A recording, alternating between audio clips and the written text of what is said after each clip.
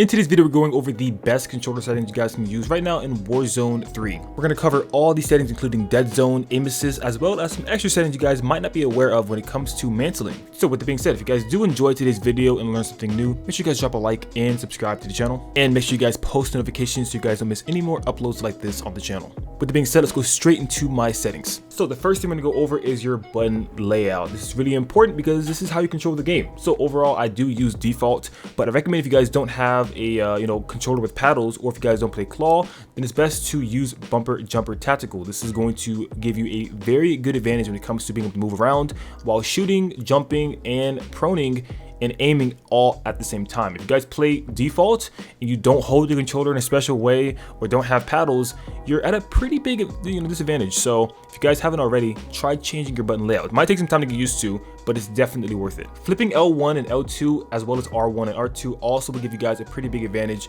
if you guys do that. Basically, it will give you guys a faster response time. You can shoot enemies faster and ADS faster than you would if you use the triggers. I've been doing this for about 6 years, so I would say it's a pretty big change, but if you guys don't want to, you guys don't have to. I think the button layout thing is definitely a must, but this is not really a must. You guys can get away with not having this on. Now, controller vibration is actually something that I haven't discussed much about in previous videos, but if you guys do have vibration, in your controller, I do recommend you guys turn it on. And the reason why is because it actually helps a lot when it comes to your dead zone. If you guys don't know what rotational emesis is, I'm going to be covering a video on this in the future, but basically any small micro adjustments that's put into your right, or not right, but left analog stick is going to give you guys a whole lot more emesis. And this is often why you see a lot of people have, 0 in their left stick. But having the controller vibration will basically, vibrate your controller, making it have small inputs and giving you even stronger rotational emesis. So if you guys do want to try that out, I highly recommend it. And also make sure you guys have your left stick set to 0 on dead zone. I have my right stick set to 0 as well because I just have absolutely no stick drift in this controller. It's a brand new controller and it's been doing me pretty good for about 2 months now. So if you guys do have a pretty good controller, you guys can rock double zeros. Moving on to my aiming settings, I have my horizontal and vertical stick sensitivity set to 12. Now keep in mind that you guys don't have to copy these settings because these are more so personal preference. I made videos in the past of what's best for you guys if you guys are trying to play on a lower sense, medium sense, or high sense, and I will say this is somewhere in the medium. This is pretty good if you guys want to have good movement and really good aim and be able to respond and react pretty fast. My ADS sensitivity multiplier is set to 125, and keep in mind if you guys do increase this will increase your vertical and horizontal as well, so this kind of affects everything here. My aim response curve type is dynamic. This one's kind of personal preference, but I feel like dynamic is the most consistent versus linear and standard, but linear is also really good. I don't really use custom sensitivity per zoom, so if you guys don't really care about that, then I'll recommend you guys just skip over that. Obviously, target emesis is on. Now in the past, I've actually talked about the best emesis type being Black Ops,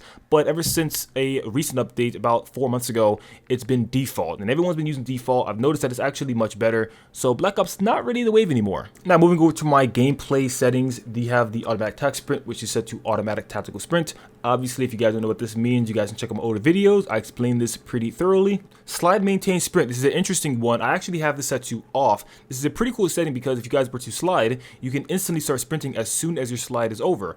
The only issue with this is that you don't always want to sprint after you're done sliding. So if you're in a gunfight and you're trying to shoot at someone and you end up sprinting after slide canceling, this could kind of be, a contradictive setting. So I leave this off. I would rather choose that in my gameplay instead of having a setting do it for me.